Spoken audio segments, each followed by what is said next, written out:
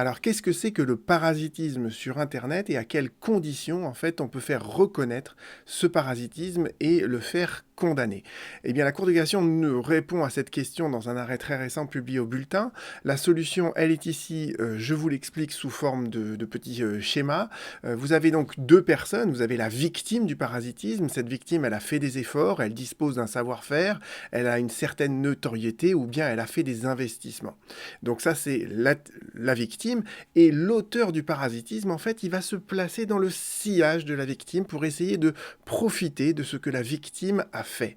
Eh bien, quand on arrive à caractériser cela, eh bien, on est dans un schéma classique de responsabilité civile délictuelle. Il y a une victime qui a subi un préjudice, il y a une faute de la part de l'auteur du parasitisme, et l'auteur va donc être condamné à la réparation intégrale du préjudice subi par la victime.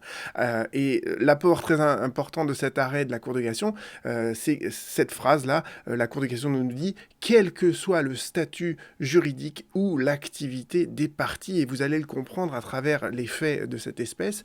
Vous aviez donc la SPA qui dispose d'une grande notoriété et qui avait fait des investissements publicitaires à propos de la maltraitance animale. Et vous aviez deux associations.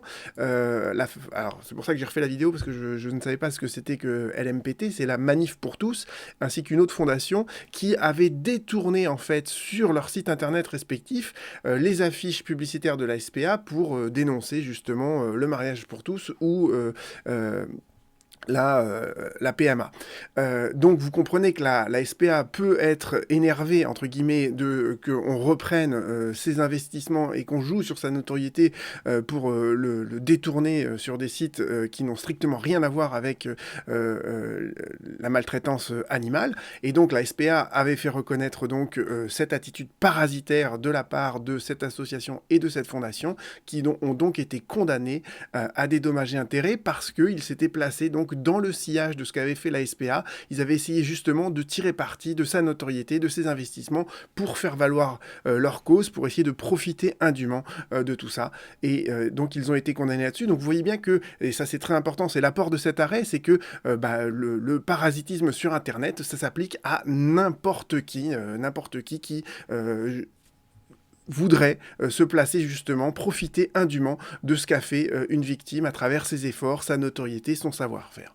Je vous remercie, on se retrouve très bientôt.